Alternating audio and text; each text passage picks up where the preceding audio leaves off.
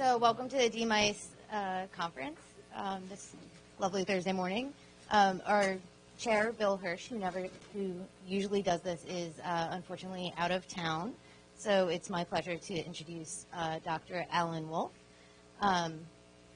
who is from Loyola University and has a PhD in genetics and a master's in systems engineering from the University of Arizona.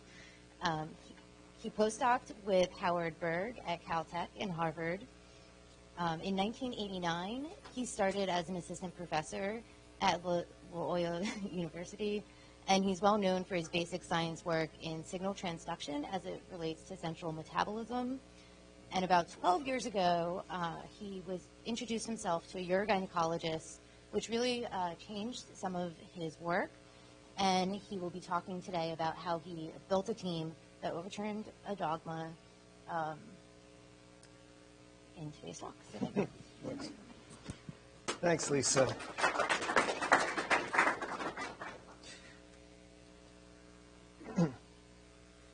So I have to disclose that I do get grant money from a couple of companies, but does not have a whole lot of relevance to the talk that I'm giving today. So since I decided to talk about team building, because I know that many of you are or going to be parts of translational teams, I thought I'd start with the team. So there are a lot of names up here. The blue are people that have been in my lab. If they're bolded, they're still in my lab. What you'll notice is that, these are all basic scientists. These are urology residents, an OBGYN resident, and an MFM clinical fellow.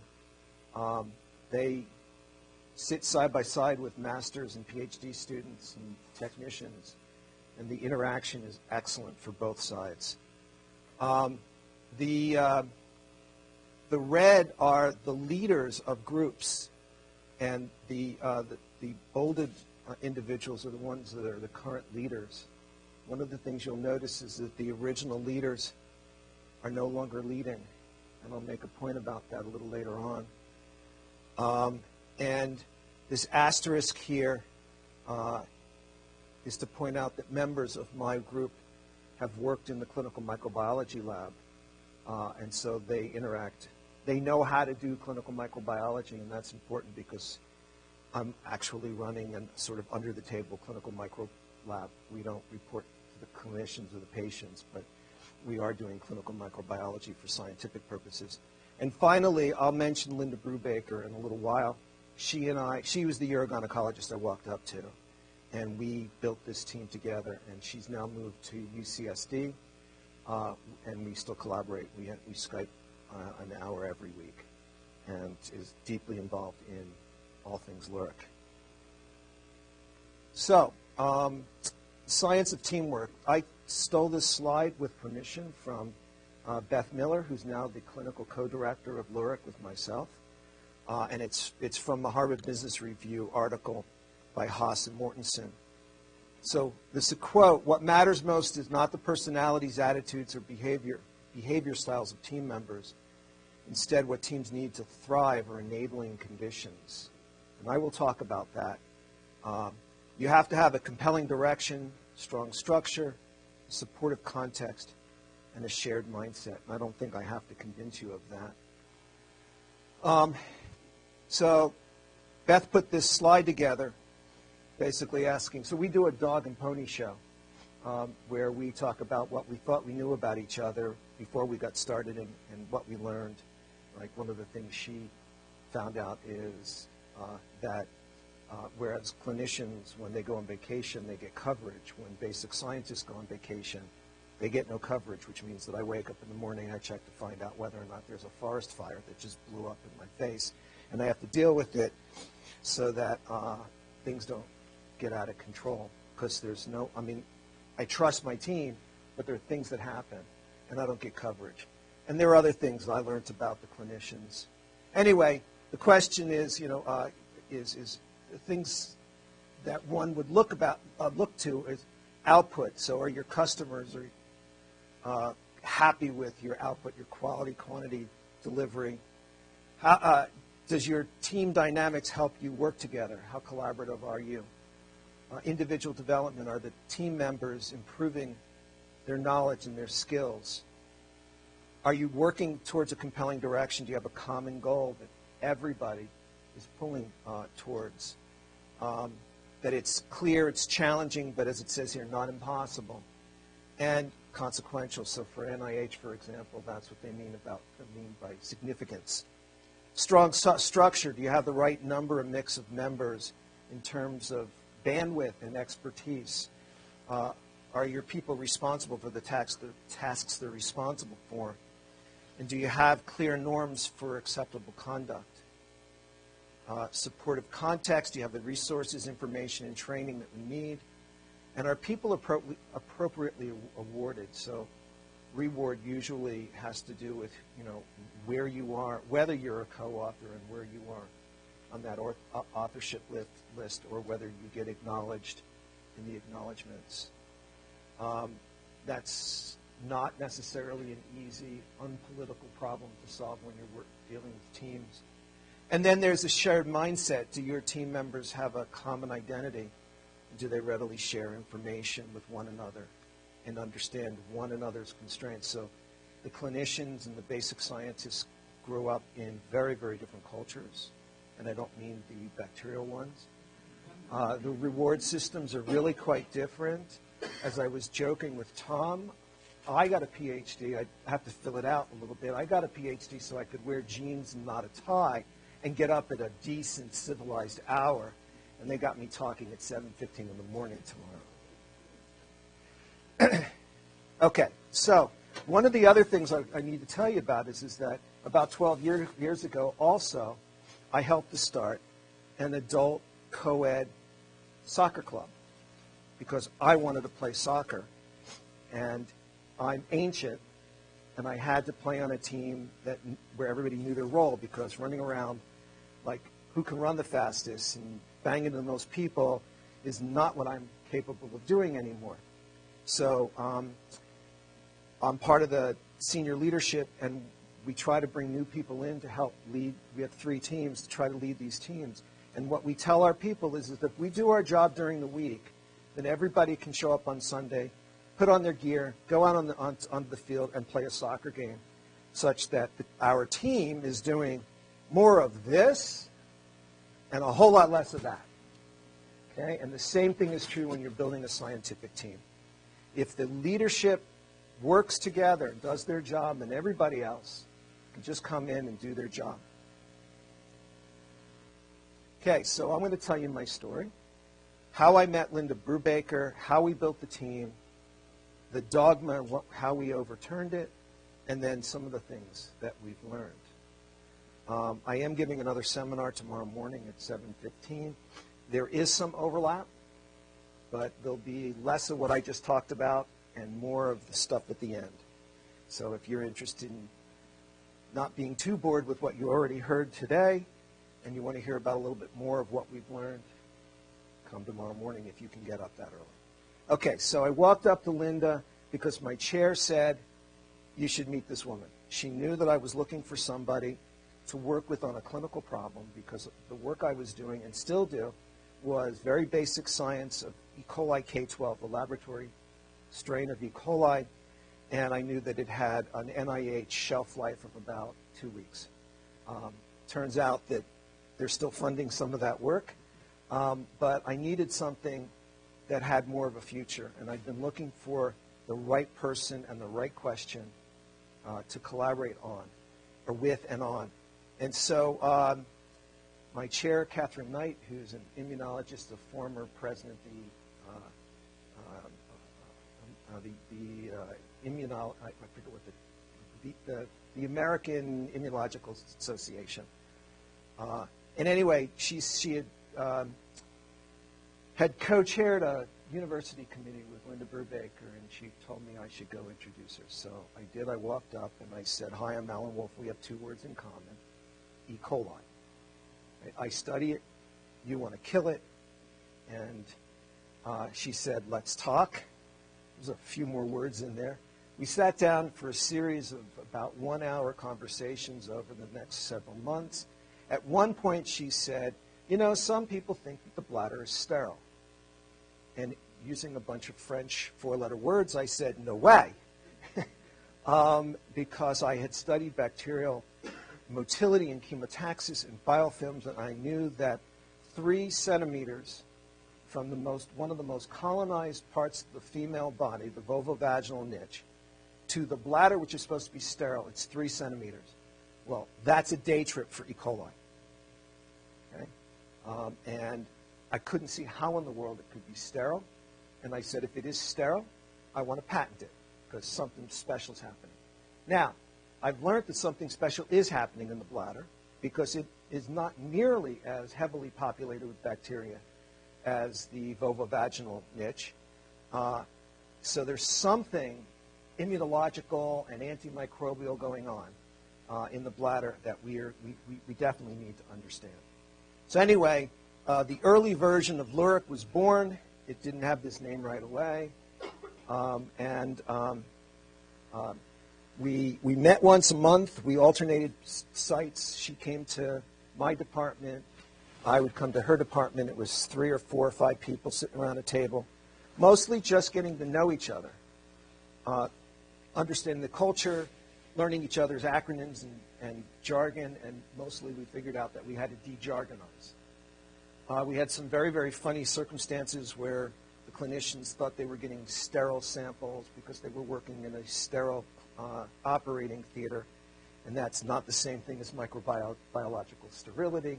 They asked, well, how do you get microbiological sterility? And I said, put a lid on it. And we were first horrified and then laughing about it. So we've had all sorts of sort of miscommunications because we use the same terms. They don't necessarily mean the same thing. So you have to get to know your team members, and you have to devote time to that.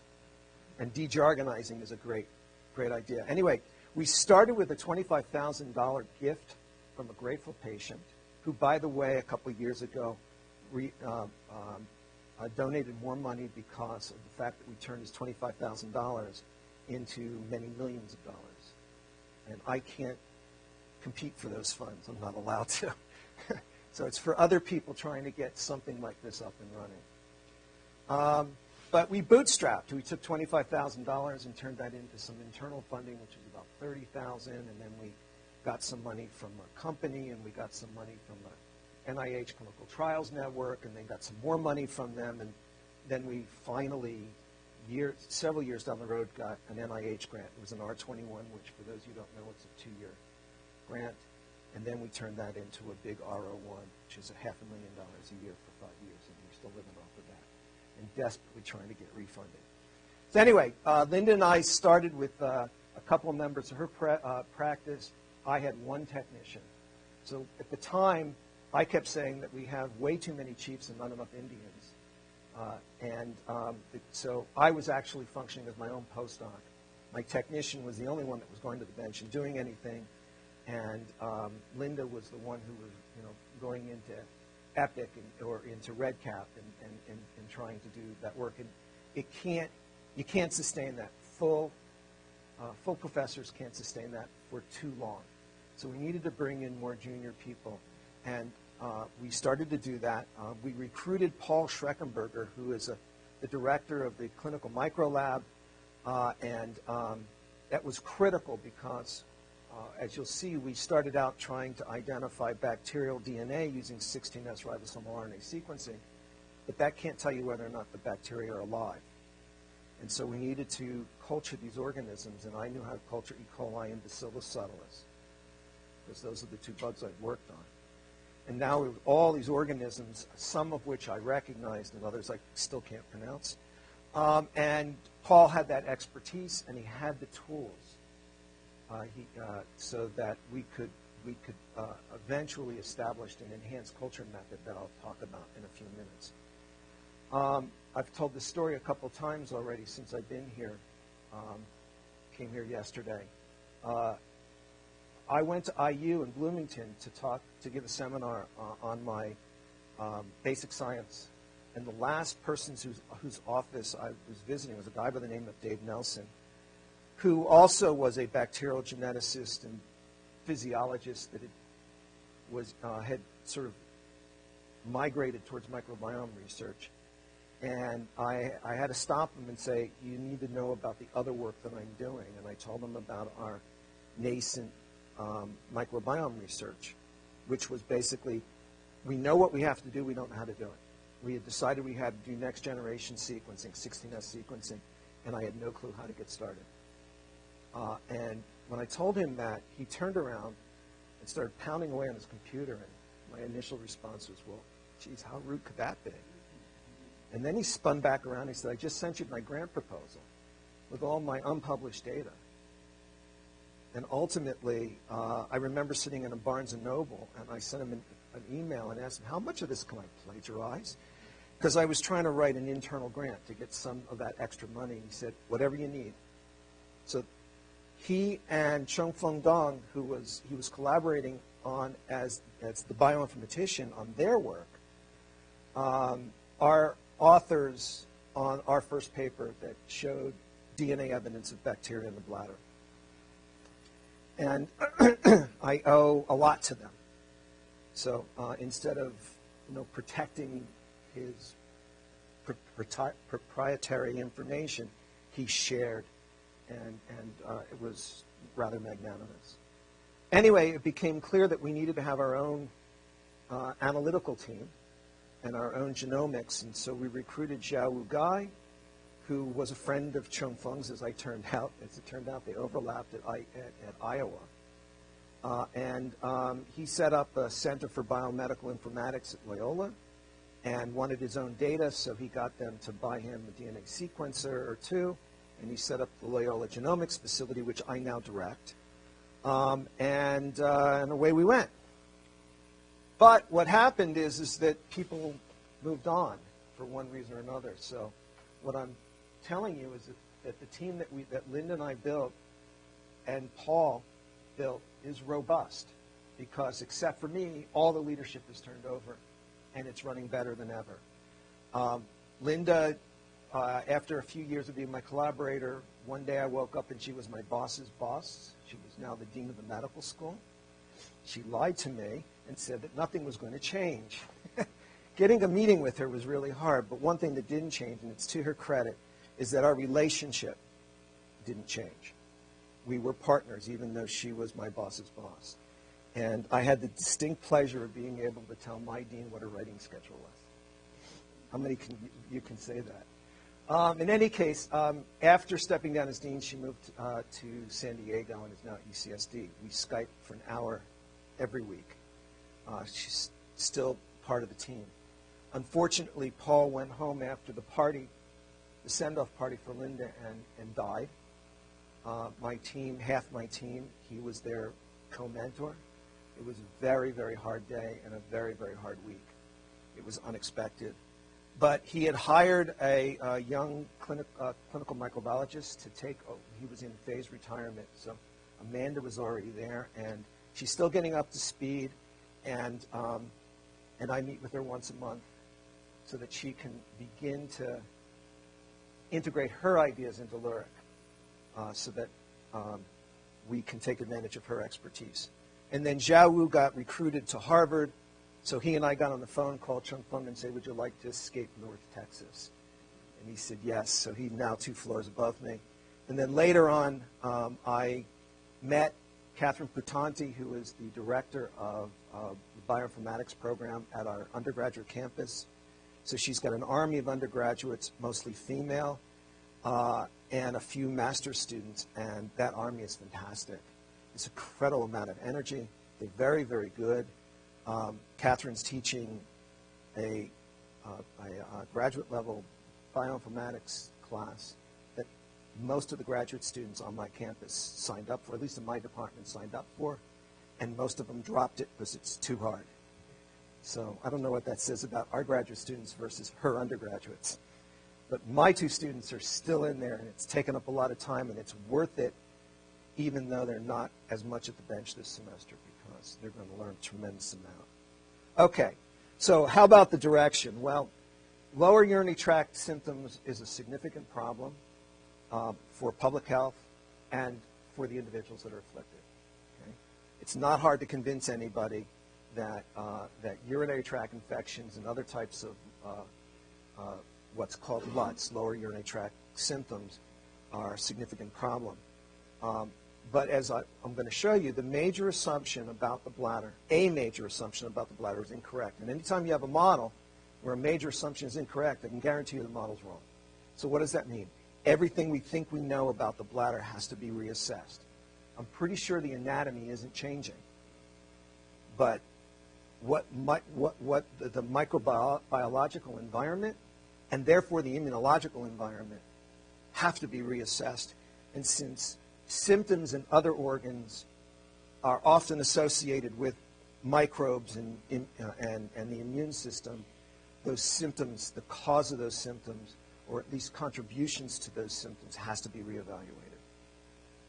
So I think that's certainly enough. It's compelling enough for our team. So here's the old dogma. The bladder is sterile.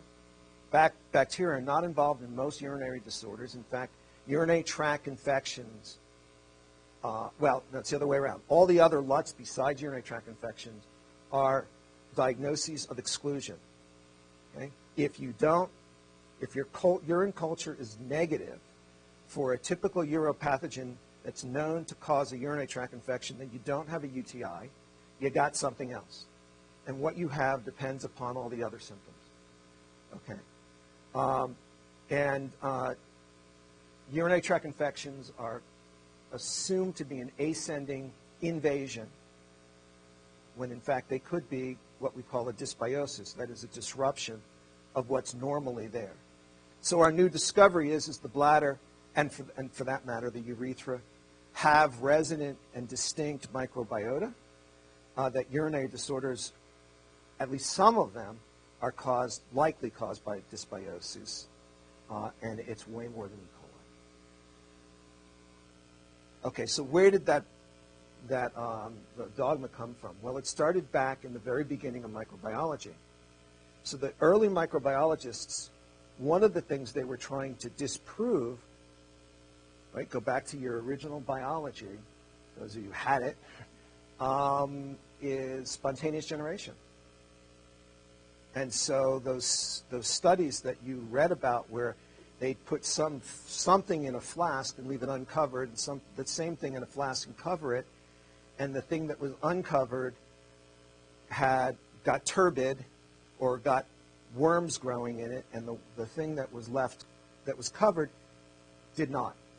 Well, they did this with urine, and they put it in a closed flask, and they left it in an open flask, and the closed flask did not grow anything. Crystal clear. Okay? Right? There's the quote. Fresh and healthy urine is perfectly free from bacteria or other minute organisms, and that observation was made over and over and over again. Pick your favorite early microbiologist, and they all said the same thing in one form or another. Here's the problem. So although it's great for disproving spontaneous generation, the problem is that the organisms that come out of the urine don't grow in ambient atmospheric conditions at room temperature or even at 37 degrees. And the bugs that did grow in the open flask are the ones that fell out of the sky. So they got the result they wanted, but for all the wrong reasons. As you'll see, most of the bacterial species that we've detected simply don't grow under those conditions. E. coli does. Okay, now in the 1950s, there's an ID doc, infectious disease doc, by the name of Ed Cass, who was trying to figure out a reasonably non-invasive approach to determine whether or not a kidney surgery patient had pyelonephritis, which is the infection of the kidney, usually caused by E. coli. And he came up with a protocol that worked really well.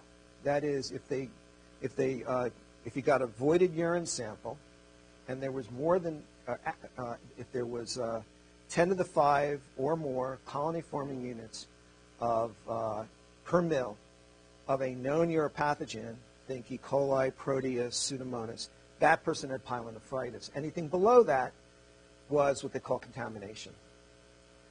The argument, there's been a lot of controversy over those thresholds. Should it be 10 to the 5 or 10 to the 4, 10 to the 3, 10 to the 2, whatever? But the problem is it's all based on what's the standard urine culture protocol. Those standard conditions vary a little bit from clinical microlab to amongst the clinical microlabs across the world, but generally they're a microliter of urine on a couple of 2 or 3 different types of plates at 35 degrees in ambient atmospheric conditions for 24 hours. And E. coli and Proteus and Pseudomonas grow under those conditions, and most other organisms in the bladder don't. Okay, so what happened is that people used this technique. They migrated it from trying to identify pyelonephritis to trying to identify cystitis, which is an infection of the bladder. There is no evidence that it works. We've looked, okay? So I don't know how it migrated, but it did. And so what happens is that the clin lab technician will report no growth.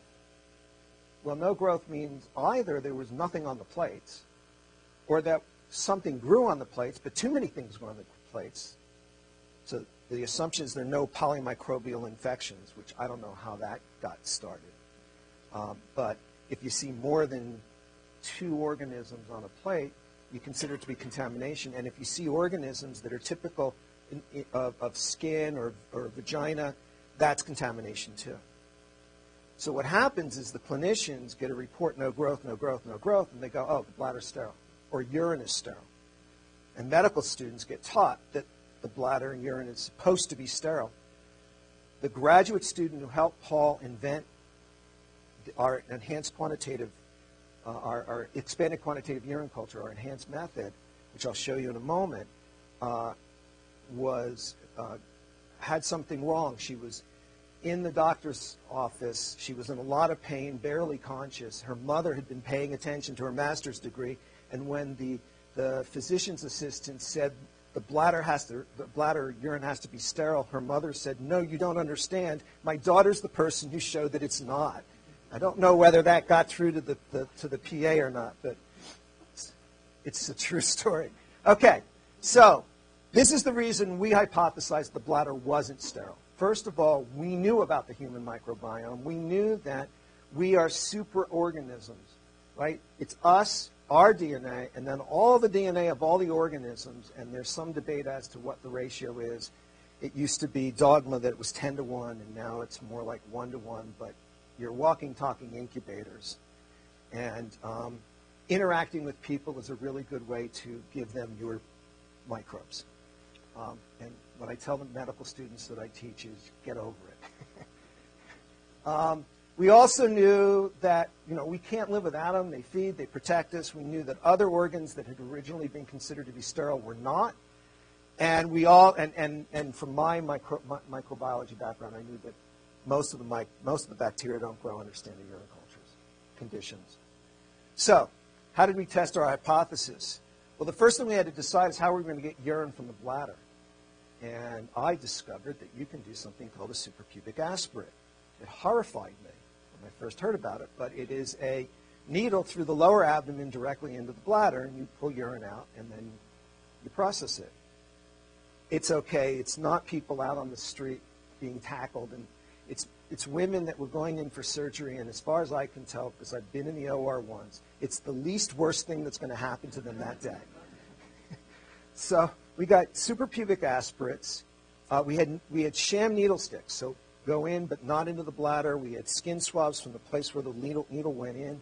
We took voided urine, vaginal swabs, and we took transurethral catheter samples, and we compared them all.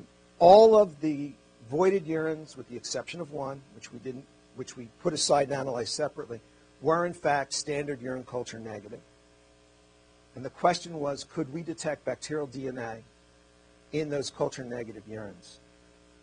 And the answer, of course, is yes. How did we do this? We used a culture independent technique, 16S ribosomal RNA gene sequencing. So the 16S gene is present in all bacteria. It's part of the ribosome. It's the gene's present, the RNA is part of the ribosome, and because the ribosome is essential for life, the 16S gene evolves slowly. Certain parts don't evolve much at all, and others, they're the constant regions. And others are variable, but they vary slowly, which means that you can use the 16S gene as a molecular chronometer.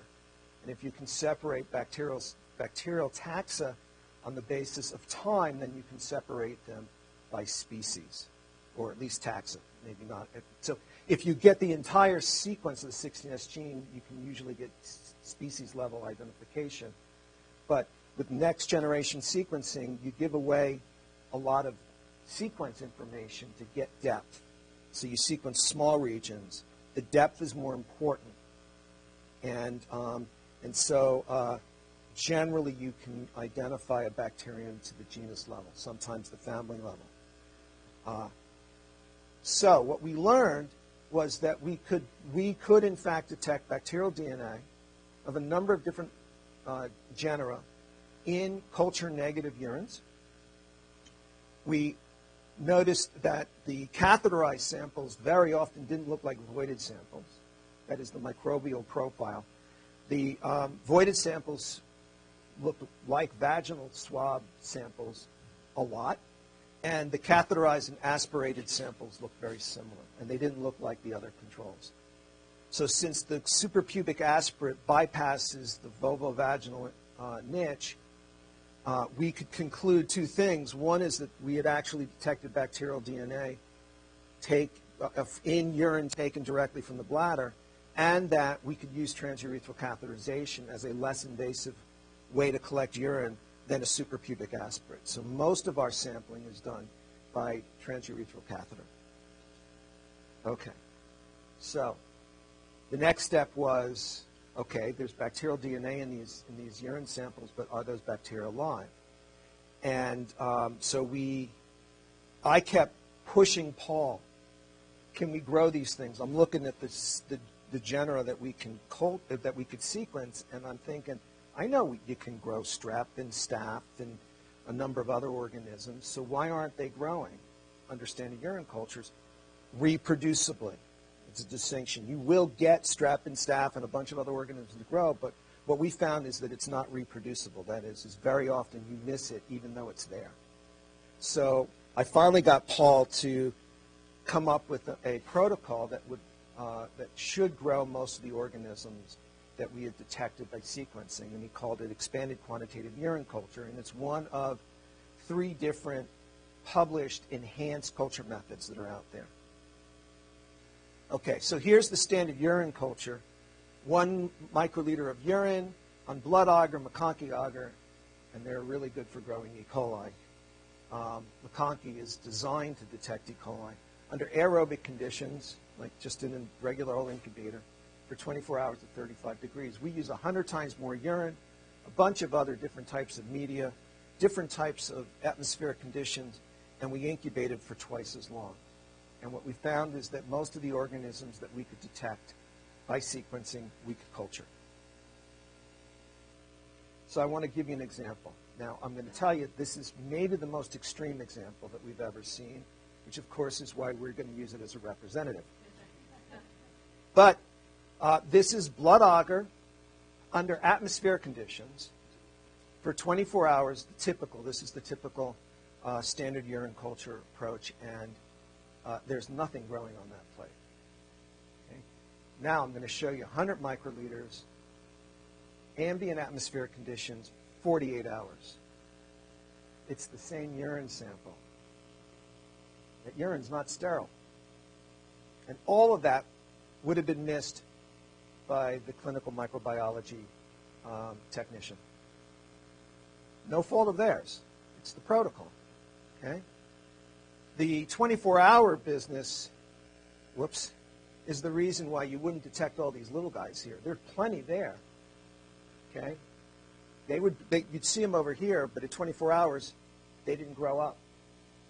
Okay, now, I know that clinicians need to get a report faster than 48 hours.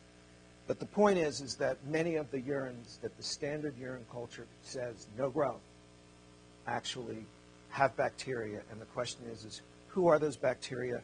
Are they good guys? Are they bad guys? And so on. So what I want to do now is talk about, well, now that you know that there are bacteria in the bladder, well, what do you want to know about it?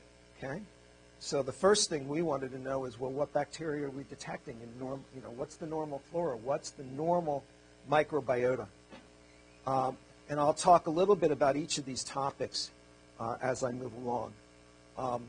For those of you who may want to get up really early in the morning and hear the talk tomorrow, I'll elaborate on some of the parts tomorrow that I'm not going to talk about today because I spoke about team building first. So what bacteria do we normally detect in individuals that are not currently experiencing lower urinary tract symptoms? They haven't taken antibiotics recently.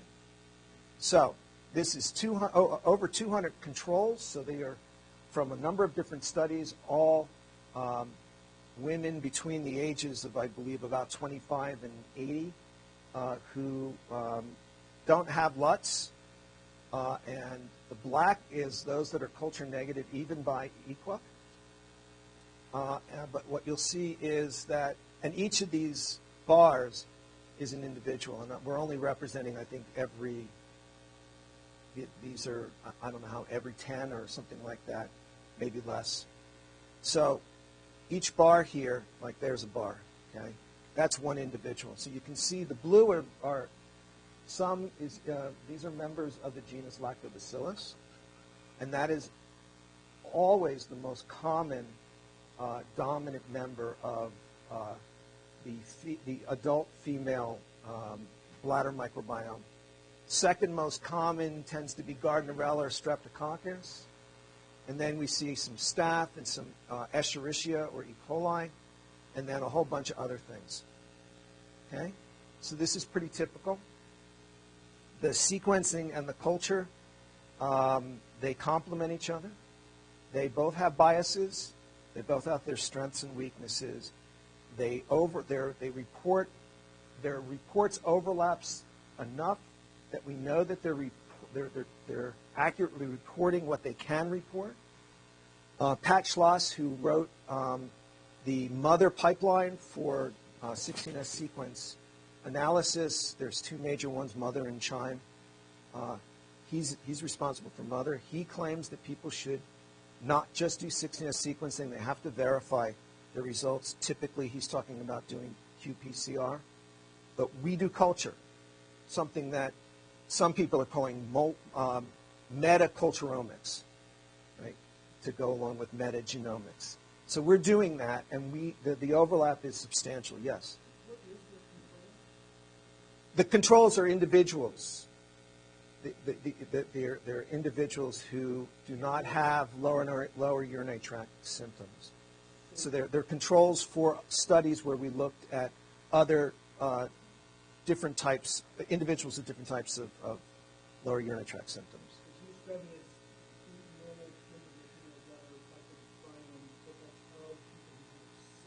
Don't have symptoms. This is what we see in people who when I say, look, it's an adult female, and she's healthy in terms of the lower urinary tract. And that's what we see. Well, no, some do indeed come up as negative. Now, about half of those will get positive for sequencing. Okay, so we can get evidence of bacteria by one technique or another in about 75% of controls. Now, we're not arguing that the other 25% are sterile. They're just below the level of detection. I don't want to make an argument about the absence of evidence and what that actually means. They might be, but they also may have fungi or something else, viruses that are in there, or bacteria that we're not detecting. Okay, so what are the organisms? So because we culture, we've got 10,000 isolates in our freezers. I tell people I'm collecting freezers. And we're trying to establish a urinary microbiome reference collection. So we took about 200 genomes from about 85 different genera, from one end of the diversity, the phylogenetic diversity of bacteria to the other, and sequenced their genomes with the Sanger Institute in the UK with this is Trevor Lawley's group. And this year we published this, or this past year we published this paper I just want to point out that of all of these organisms, they're almost all gram-positives. The gram-negatives is this little tiny group here. That's the E. coli's, Proteus, Pseudomonas. Okay? All the rest are gram-positives. Okay? Most of the known uropathogens are gram-negatives, and antibiotics work differently on gram-negatives than they do on gram-positives. So when you're treating a gram-negative infection, you may or may not be affecting the gram-positives, which tend to be, more of them tend to be commensals, or healthy members of the microbiota. Or you may be killing off one uropathogen and making room for a gram-positive pathogen that you didn't know was there. Okay. So, and I'm pointing out that to a large extent, I'm creating more questions than providing answers. I do recognize that. But that's the first step. Okay. What about men? So we took voided urines and cath urines from men with benign prostate enlargement. And we found that, first of all, the voided urine, like with women, has more biomass than the bladder, which is a problem if you're taking urine from the bladder and you have to pass it through an environment where there's more biomass. You may, in fact, if you're not careful, be studying the contamination. And I've seen that often in studies that I have to review. So what you can see is that there's only a few here where they match up. So the voided urine microbial profile is different from in the voided urine than in the catheter urine. Yes, there's a lot of men that are negative, but we do see bacteria in the cath urine. Candida is a yeast. We'll never see that by 16S sequencing because yeasts have an 18S gene, not a 16S gene. And there's more difference between those two than 2S. For those who understand what I just said. Just looking at the time. Okay. So we rarely see lactobacillus in men, which makes some sense. Lactobacillus in the pelvic floor is generally a female thing. Okay. So now, that's normal. What about the bacterial composition or diversity that's associated with disease? So here's one study we did. We asked, is the bladder microbiome related to LUTs? And these were women that were coming in for clinical care that either had urgency urinary incontinence, so that's overactive, that's wet overactive bladder, versus those that did not have LUTs. So they would be part of that control population I just pointed out. We did EQUAC and 16S sequencing on them. And I'm only going to show you a little bit of the data, but this is a what we call a species accumulation curve. It's a rarefaction curve. What happens is that, the first person who comes in, we ask how many unique species are present, and we count them. And then the next person comes in, did we identify a new species? And so what you're just simply looking, as you accumulate more and more members of your cohort, how many distinct species of bacteria do you detect? And what you're looking at is the trajectory. And it's quite clear that the cohort of women with UUI is richer. There are more species than the cohort of women that do not have UUI, that are quote-unquote healthy. We don't use the term healthy because how do you define health? Okay, they don't have symptoms. They're asymptomatic. Okay. And these are the organisms at the species level that we detected as being significantly different between the two cohorts. So, first of all, you'll notice that most of these organisms you never heard of before. Okay? Some that you might, certainly you might have heard of Corynebacterium. Here's Gardnerella vaginalis. Of course, you've all heard of Lactobacillus, I'm sure, and here's a Streptococcus. But most of these are not the species that you're familiar with. In any case, all of these were more common in the symptomatic cohort than the non-symptomatic cohort, with one exception, and that's Lactobacillus crispatus, who is definitely a good guy.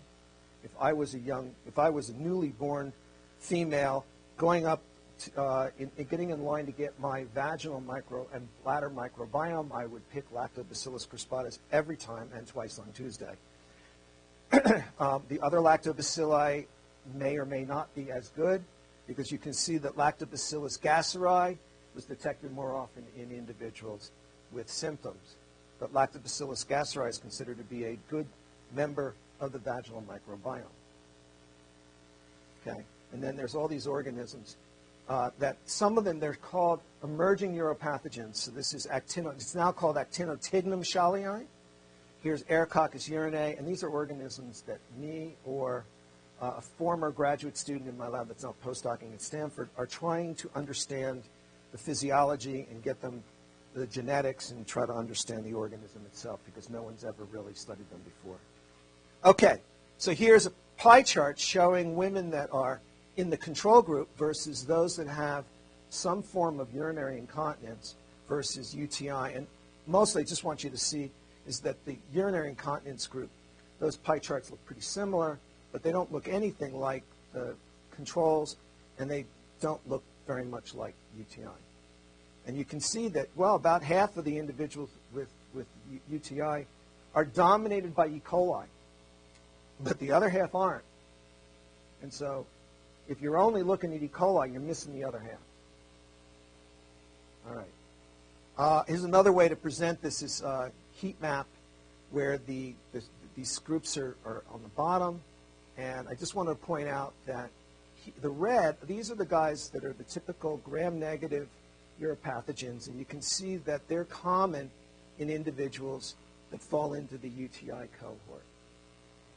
What's intriguing is that a couple things is the rest of these guys here, the blue ones, these are gram-positives, and they're amongst that emerging uropathogen group. One organism, which I just mentioned, Aerococcus, is common in individuals with urgency urinary incontinence, but it's also common in individuals that have UTIs. Raise the question, are the people with UUI associated with Aerococcus actually suffering from a urinary tract infection caused by Aerococcus?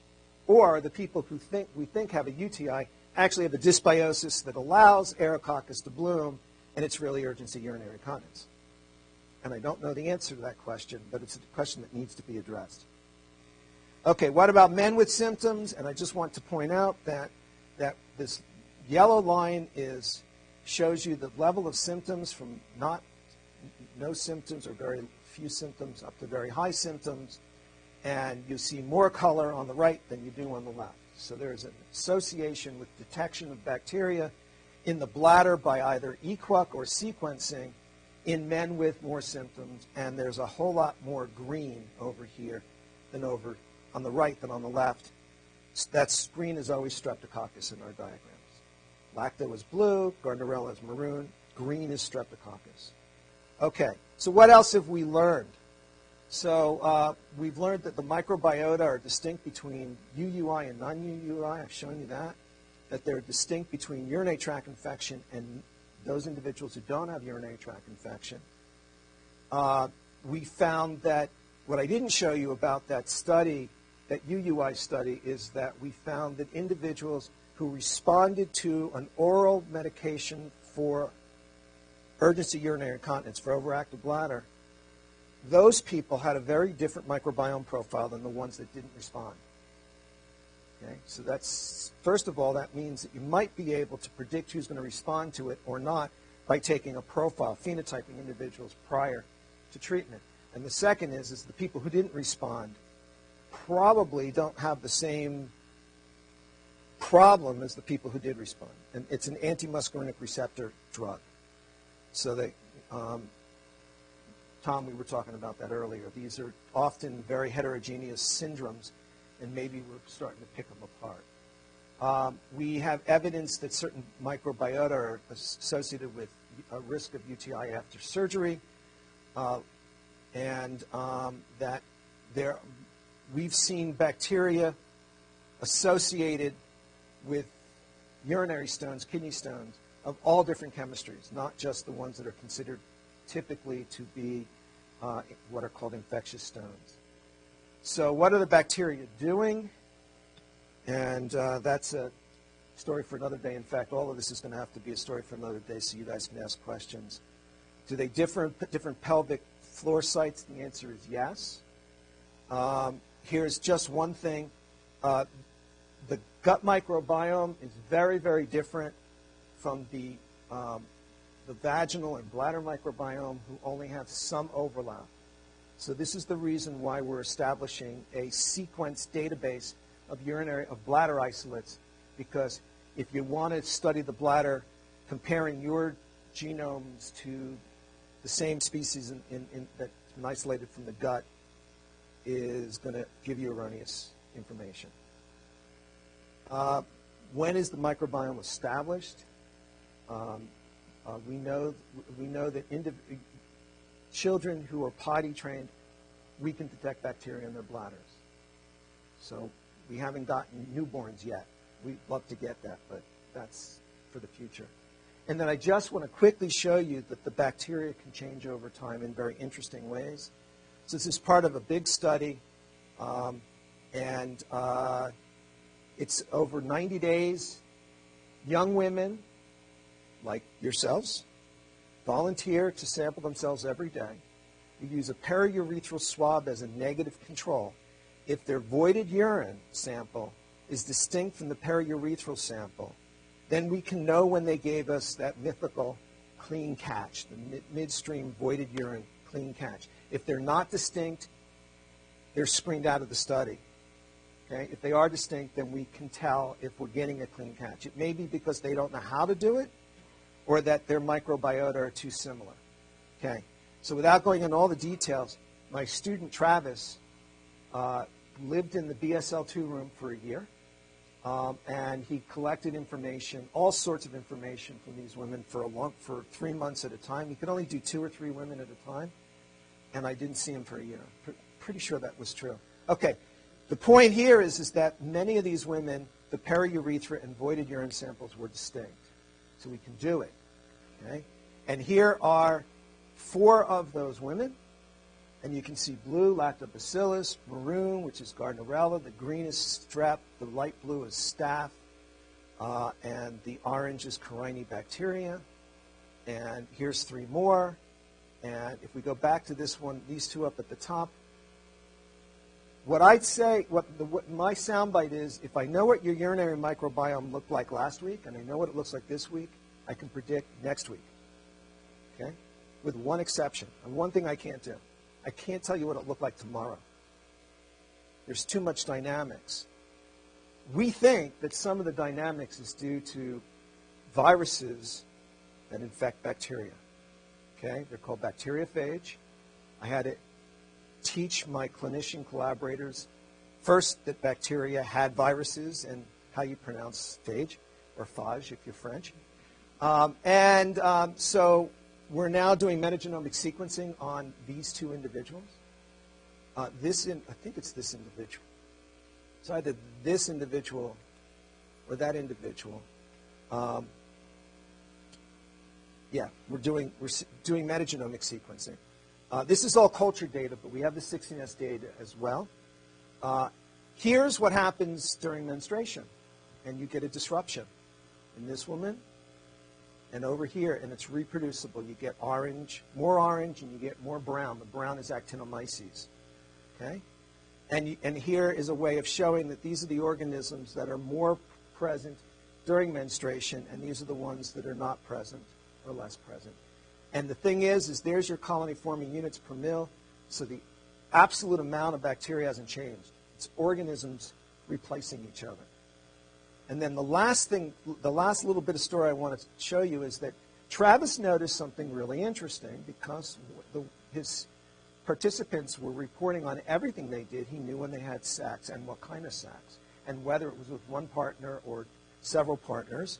And so what he found is that in every case where vaginal sex was reported, Streptococcus showed up.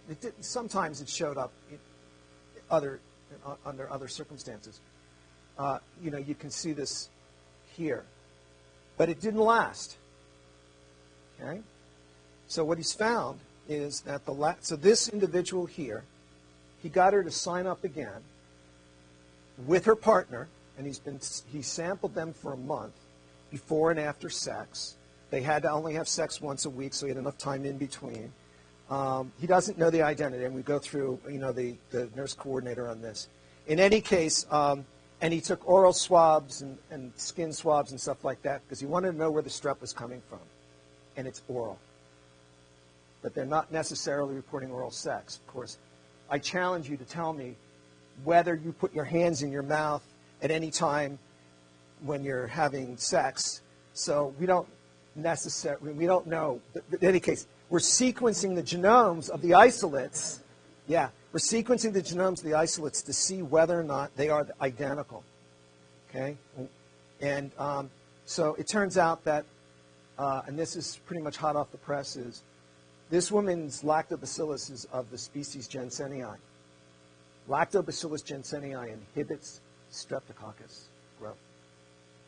So we think that she's getting a bolus of streptococcus, and it's knocking down the lactobacillus jensenii. And then the jensenii that's left manages to kill off the streptococcus and reestablish itself as the dominant organism.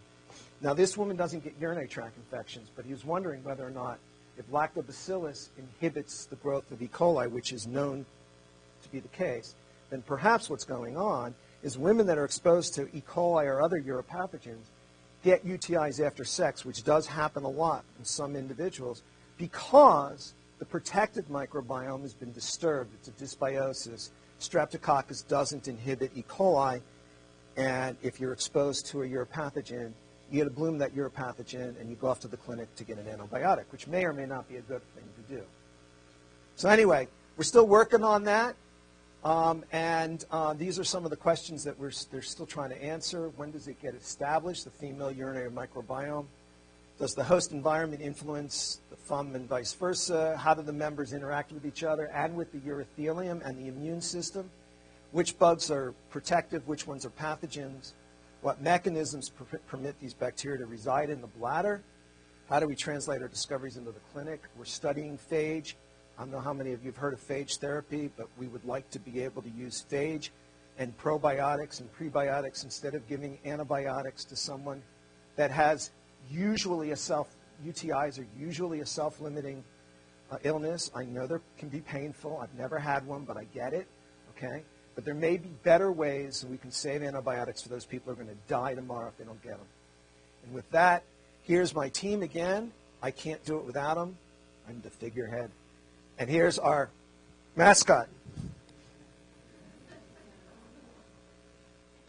And you're invited to ask questions.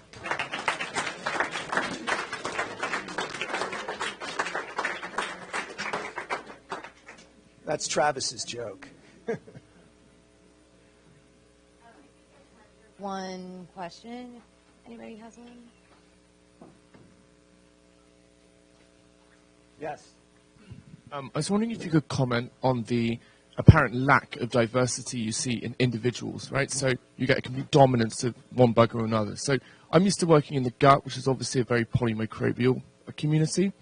And I wondered how that compared to what you'd see, say, on the skin or elsewhere. I thought those were pretty polymicrobial communities as well. And what about the bladder microenvironment might favor such a community? Right. So first I have to make the point that I'm showing you those histograms are being shown at the level of the genus. So it's not quite as undiverse as it looks, but you're right. In essence, many individuals their microbiomes are they're not diverse at all. In some cases, they're literally a monoculture. I don't know the answer to the question. I don't know what it is about the bladder